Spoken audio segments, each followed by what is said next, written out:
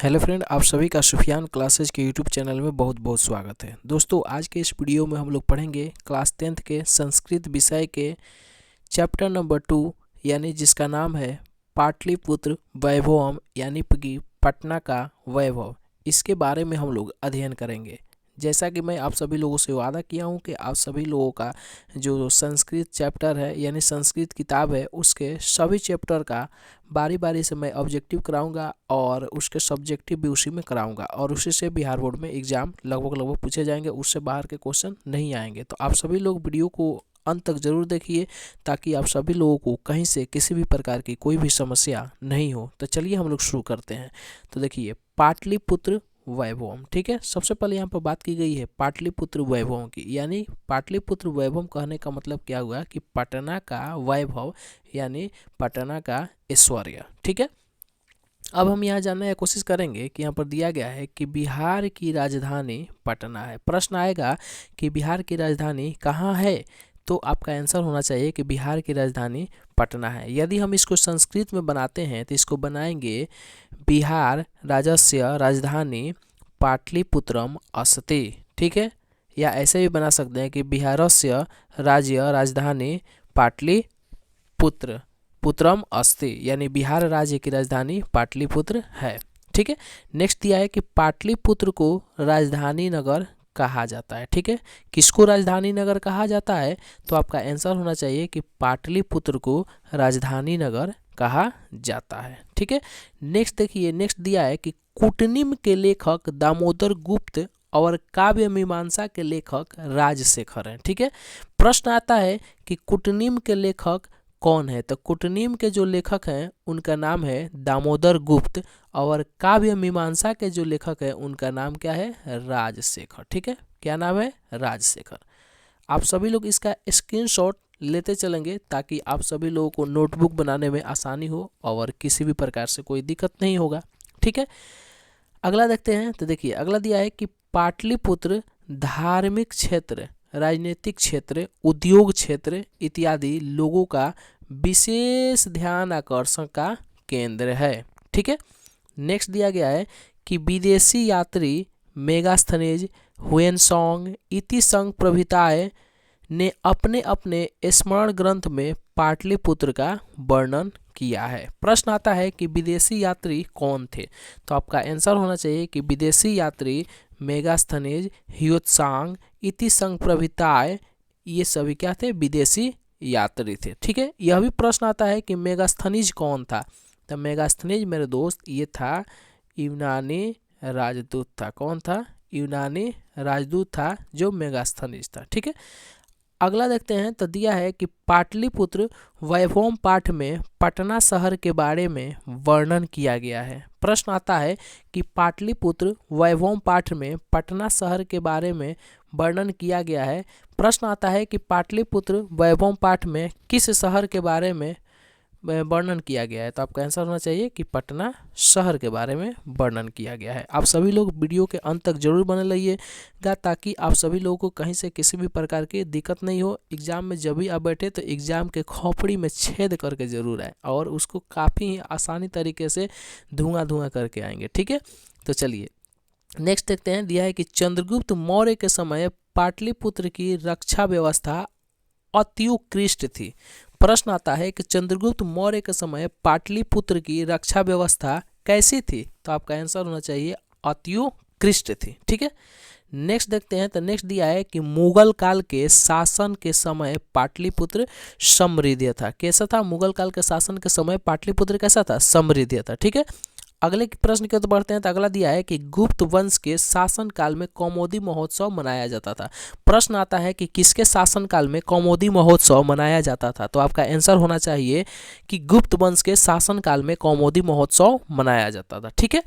और यह भी प्रश्न आता है कि कौमुदी महोत्सव किस ऋतु में मनाया जाता था, तो कौमुदी महोत्सव शरद ऋतु में मनाया जाता था मेरे दोस्त। किस ऋतु में मनाया जाता था, तो कौमुदी महोत्सव शरद ऋतु में मनाया जाता था। ये हमारा प्रश्न और आंसर होना चाहिए, ठीक है। अब चलिए नेक्स्ट करते हैं। तो नेक्स्ट दिया है कि अशोक के समय पाटलिपुत्र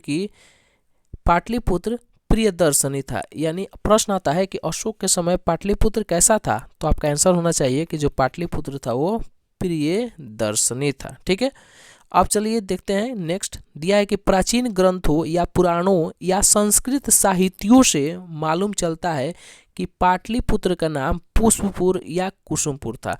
प्रश्न यदि आपके सब्जेक्टिव में पूछ देगा कि किससे पता चलता है कि पाटलिपुत्र का नाम पुष्पपुर या कुसुमपुर था, तो आपका ये आंसर होना चाहिए कि प्राचीन ग्रंथों या पुराणों या संस्कृत साहित्यों से हमें मालूम चलता है कि पाटलिपुत्र का नाम पुष्पपुर या कुसुमपुर था।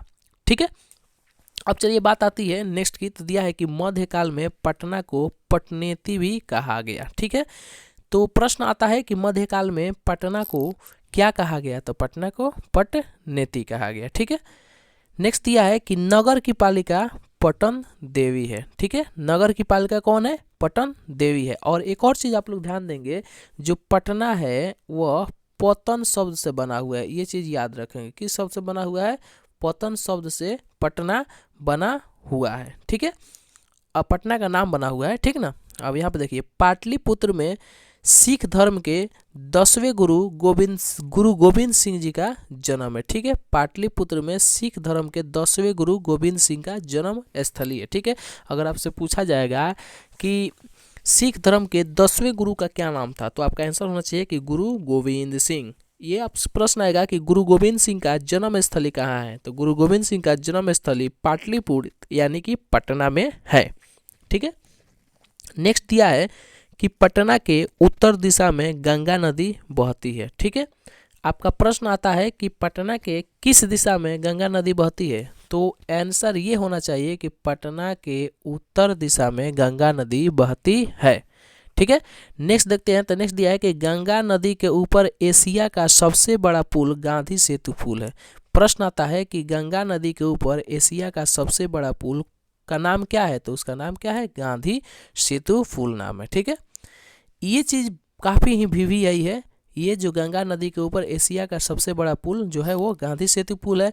और ये जो चीज़ दिया है कि पटना का इतिहास कितना वर्ष पुराना है, तो मेरे दोस्त पटना का इतिहास 2500 वर्ष पुराना है। और ये भी वीवीआई क्वेश्चन है, यानी वेरी वेरी इंपॉर्टेंट क्वेश्चन है, जो आपके बिहार बोर्ड के एग्जाम में बहुतों बार पूछा गया है कि पटना का इतिहास कितना वर्ष पुराना है। न जाने कितना बार मॉडल सेट में दिया गया है, कितने बार बिहार बोर्ड के एग्जाम में इसको रिपीट पर रिपीट किया गया है। तो ये इंपॉर्टेंट क्वेश्चन है, आप इसको जरूर याद रखेंगे कि पटना का इतिहास कितना वर्ष पुराना है, 2500 वर्ष पुराना है। ठीक है, एक और चीज़ यहाँ पर दिया है कि सरस्वती का कुल गृह कहाँ था, तो सरस्वती का कुल गृह जो है वह पाटलिपुत्र में है। कहाँ है, सरस्वती का जो कुल गृह है वो पाटलिपुत्र में है।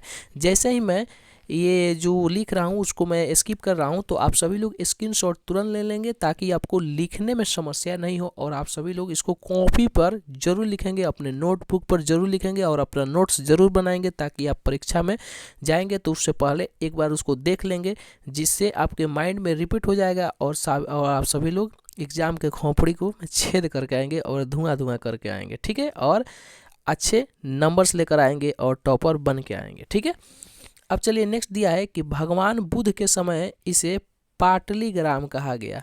प्रश्न आता है कि किसे पाटलीग्राम कहा गया, तो पाटलिपुत्र को पाटलीग्राम कहा गया। और किसके समय में पाटलीग्राम कहा गया, प्रश्न आएगा कि पाटलिपुत्र को किसके समय पाटलीग्राम कहा गया, तो पाटलिपुत्र को भगवान बुद्ध के समय क्या कहा गया, पाटलीग्राम कहा गया। ठीक है, नेक्स्ट की तरफ बढ़ते हैं। तो नेक्स्ट दिया है कि भगवान बुद्ध ने पटना के विषय में कहा गया कि पटना भविष्य में महानगर बनेगा, परंतु यह जल और अग्नि से कलह से हमेशा भयभीत रहेगा। यानी भगवान बुद्ध का जो आगमन पटना में हुआ था वह बहुत बार हुआ था, जिससे भगवान बुद्ध को पटना के स्थिति के बारे में पता चल चुका था, मालूम हो चुका था। तो उन्होंने पटना के विषय में कुछ युक्ति दिए और उस युक्ति में उनका कहना था कि पटना भविष्य में महानगर जरूर बनेगा, परंतु यह जल और अग्नि से कलह के कारण, यानी द्वेष, घृणा, जलन इत्यादि के कारण हमेशा भयभीत रहेगा, बाढ़ से हमेशा पीड़ित रहेगा। यह किनका कहना था, भगवान बुद्ध जी का कहना था। ठीक है, नेक्स्ट देखते हैं कि एक दिया है कि पाटलीग्राम को पाटलिपुत्रमिति भी कहा गया। कब कहा गया? कालांतर में पाटलीग्राम को पाटलिपुत्रमिति भी कहा गया। ठीक है, यानी कुछ समय बाद जब हाँ ठीक है। अब देखिए यहाँ पर दिया है मेगास्थनीज यूनानी राजदूत था। ठीक है, मेगास्थनीज कौन सा राजदूत था? यूनानी राजदूत था।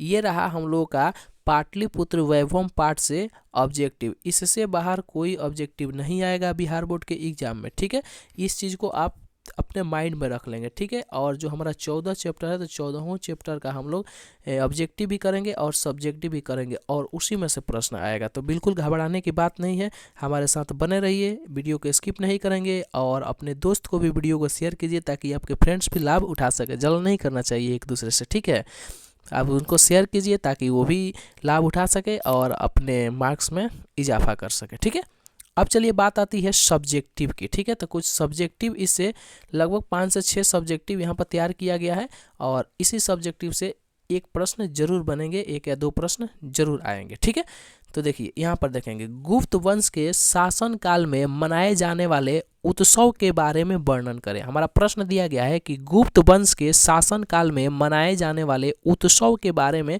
वर्णन करना है हमारा। ठीक है, तो देखिए चलिए उत्तर को हम पढ़ते हैं कि क्या दिया गया है। देखिए उत्तर में दिया गया है कि गुप्त वंश के शासन काल में पाटलिपुत्र में शरद ऋतु में कौमुदी महोत्सव मनाया जाता था। वैसा उत्सव आज के समय दुर्गा पूजा के अवसर में देखा जाता है। यानी प्रश्न यहाँ पर दिया गया है कि गुप्त वंश के शासन काल में मनाए जाने वाले उत्सव के बारे में वर्णन करें। यहाँ से एक पद वाला यदि प्रश्न की बात होगी तो वो पूछा जाएगा कि गुप्त वंश के शासन काल में कौन सा महोत्सव मनाया जाता था। तो आपका आंसर होगा कि गुप्त वंश के शासन काल में जो महोत्सव होता था वो कौमुदी महोत्सव मनाया जाता था। यह भी आपसे एक पद में पूछा जा सकता है या एक शब्द में कि गुप्त वंश के शासन काल में कौमुदी महोत्सव किस ऋतु में मनाया जाता था। तो वो कौमुदी महोत्सव जिस ऋतु में मनाया जाता था उस ऋतु का नाम क्या था? शरद ऋतु में। किस ऋतु में मनाया जाता था? शरद ऋतु में कौमुदी महोत्सव मनाया जाता था। और वैसा दृश्य आज के समय दुर्गा पूजा के अवसर पर देखा जाता है। ठीक है, तो ये रहा हमारा पहला नंबर प्रश्न का आंसर जो है गुप्त वंश के शासन काल में मनाए जाने वाले उत्सव के बारे में वर्णन करें। ठीक है, चलिए अगला प्रश्न की तरफ हम बढ़ते हैं और अगला प्रश्न दिया गया है कि दामोदर गुप्त ने पटना के संबंध में क्या कहा है। ठीक है, यानी दामोदर गुप्त जी ने पटना के संबंध में अपना विचार क्या रखे हैं उसको हम लोग जानने का प्रयास करते हैं। तो देखिए अपने किताब के अनुसार, जो किताब में दिया गया है उसके अनुसार इसमें आंसर दिया गया है कि कहा है कि दामोदर गुप्त नामक कवि ने स्वलिखित कुटनिम काव्य में पटना के संबंध में लिखा है कि प्राचीन भारतीय नगरों में अग्रणी, नगरों होगा, नगरों में अग्रणी पटना गंगा नदी के किनारे बसी विचित्र महानगर है और यह पृथ्वी का तिलक और सरस्वती का कुलगृह है। उन्होंने पाटलिपुत्र की तुलना इंद्र के इंद्रासन से की है। यह रहा हमारा आंसर। ठीक है, तो देखिए कह रहा है कि दामोदर गुप्त ने पटना के संबंध में क्या कहा है। बड़े ही ध्यान से इसको पढ़ेंगे। तो देखिए दामोदर गुप्त ने नामक कवि ने स्वलिखित कुटनिम काव्य में पटना के संबंध में लिखा है कि प्राचीन भारतीय नगरों में अग्रणी पटना गंगा नदी के किनारे बसी विचित्र महानगर है। यह पृथ्वी का तिलक और सरस्वती का कुलगृह है। ठीक है, तो आपसे पूछा जाएगा कि दामोदर गुप्त द्वारा लिखित काव्य का नाम है। तो आपको बताना होगा कि दामोदर गुप्त द्वारा लिखित काव्य का नाम जो है वह कुटनिम ताख्य है। ठीक है, क्या है? कुटनिम है। ठीक है, अब देखिए अब हमारा एक प्रश्न बनता है कि कौन पृथ्वी का तिलक है और सरस्वती का कुलगृह है। तो सरस्वती का कुलगृह जो है हमारा पटना है, यानी पाटलिपुत्र है, और पृथ्वी का जो तिलक है वो पाटलिपुत्र यानी कि पटना है। ठीक है, यह भी प्रश्न हमारा बन जाएगा कि किसकी तुलना इंद्र के इंद्रासन से की गई है। तो हमारा आंसर आना चाहिए और आपका आंसर आना चाहिए कि पाटलिपुत्र की तुलना इंद्र के इंद्रासन से की गई है। अगले प्रश्न की तरफ हम बढ़ते हैं और हम लोगों का जो अगला प्रश्न दिया गया है वह प्रश्न है कि राजशेखर ने पटना के संबंध में क्या कहा है। तो चलिए हम लोग इसको विस्तार तरीके से जानने का प्रयास करते हैं कि राजशेखर जी ने पटना के संबंध में क्या कहे हैं।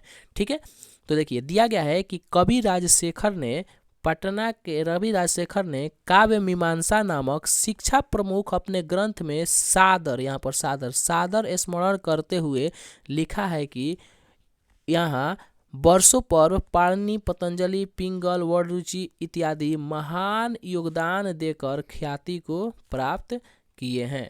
यानी राजशेखर जी ने पटना के संबंध में कहा है, और किसमें कहा है कि इनकी जो काव्य है उसका नाम है काव्य मीमांसा। तो प्रश्न बनता है कि राजशेखर द्वारा लिखित काव्य का नाम क्या है, तो आपका आंसर होना चाहिए कि उनके द्वारा लिखित काव्य का नाम है काव्य मीमांसा। ठीक है, और ये काव्य मीमांसा में लिखते हैं कि यहाँ पर बहुत समय पहले पाणिनि, पतंजलि, पिंगल, वटरुचि इत्यादि ने महान योगदान देकर ख्याति को प्राप्त किया है, और इनकी भी शिक्षा दीक्षा कहाँ हुई है, पटना में ही हुई है।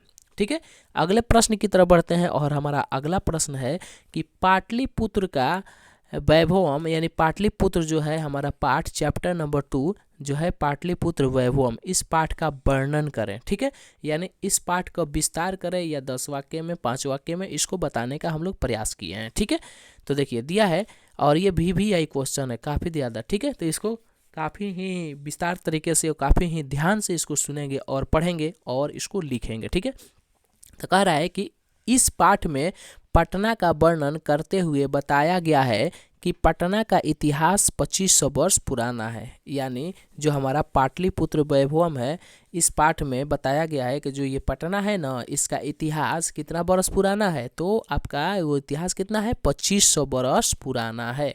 यहाँ धार्मिक क्षेत्र, राजनीतिक क्षेत्र और पर्यटक आकर्षण का केंद्र है। ठीक है, विभिन्न वंश के शासकों के समय में पाटलिपुत्र की स्थिति कैसी रही उसके बारे में इस पाठ में बताया गया है। यानी पाटलिपुत्र वैभवम में गुप्त वंश शासन के काल के बारे में बताया गया है, चंद्रगुप्त मौर्य शासन के काल के बारे में बताया गया है, आंग्ल शासन के काल के बारे में बताया गया है। यानी आंग्ल शासन का मतलब क्या हुआ, यानी जब अंग्रेजों का शासन था उसके बारे में बताया गया है। ठीक है, तो वहीं कह रहा है कि विभिन्न शासकों के समय में पाटलिपुत्र की स्थिति कैसी रही उसके बारे में इस पाठ में बताया गया है। ठीक है, यह पाठ बिहार राज्य की राजधानी पटना के गौरव या ऐश्वर्य का वर्णन करता है। यानी ये जो पाठ है पाटलिपुत्र वैभवम, यह बिहार राज्य की राजधानी जो पटना है उसके गौरव यानी नेम फेम या ऐश्वर्य का वर्णन करता है। ठीक है, आशा करता हूँ आप सभी लोगों को इतना जरूर समझ में आया होगा।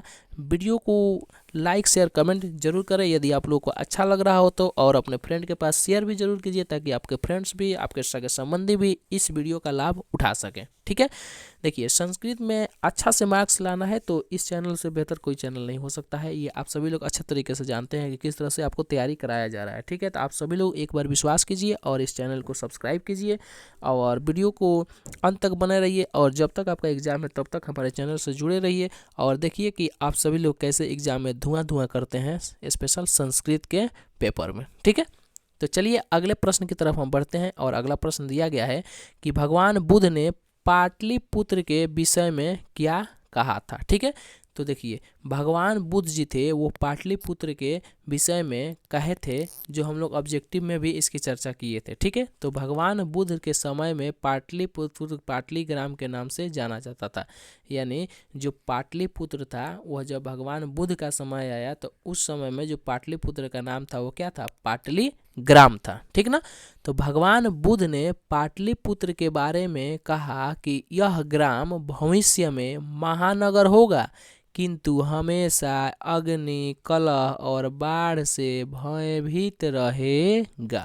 ठीक है, आशा करता हूँ आप सभी लोगों को इतना जरूर समझ में आया होगा। आप सभी लोग इसका स्क्रीनशॉट ले लीजिए क्योंकि ये बहुत बार पूछा गया है और VVI क्वेश्चन है। ठीक है, अगले प्रश्न की तरफ बढ़ते हैं, और अगला प्रश्न दिया गया है कि पाटलिपुत्र के पर्यटन स्थलों के नाम लिखें। यानी जो पटना का जो पर्यटन स्थल है यानी घूमने वाला स्थल है, देखने योग्य स्थल है, उसका नाम लिखना है। तो देखिए पाटलिपुत्र के पर्यटन स्थलों के नाम निम्नलिखित है, और पहला है संग्रहालय, गोलघर, जैविक उद्यान, गांधी सेतु पुल, गुरुद्वारा, म्यूजियम इत्यादि बहुत सारे चीज़ें। ठीक है, अब चलिए अगले प्रश्न की तरफ बढ़ते हैं, और अगला प्रश्न है कि चंद्रगुप्त मौर्य के समय पाटलिपुत्र की स्थिति कैसे थी। ठीक है, तो देखिए मेरे दोस्त इसका जो आंसर होगा वो है कि चंद्रगुप्त मौर्य के समय में पाटलिपुत्र की स्थिति, शोभा और रक्षा व्यवस्था उत्कृष्ट थी।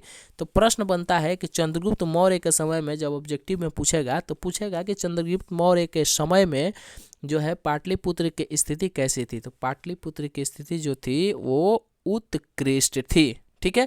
या ऐसे भी पूछ देगा कि चंद्रगुप्त मौर्य के समय में पाटलिपुत्र की रक्षा व्यवस्था कैसी थी। तो रक्षा व्यवस्था भी उत्कृष्ट थी। आशा करता हूँ आप सभी लोगों को इतना जरूर समझ में आया होगा और आप सभी लोग हमारे साथ शुरू से लेकर अंत तक बने रहिए। हमारा 100% दावा है कि आप सभी लोग यदि शुरू से अंत तक बने रहते हैं तो आप सभी लोग संस्कृत के एग्ज़ाम में कम से कम तो 95 नंबर जरूर लाएंगे, ठीक है। तो चलिए ज़्यादा बातें न करते हुए मिलते हैं एक नए वीडियो के साथ। तब तक के लिए आप सभी लोगों को thanks for watching my video.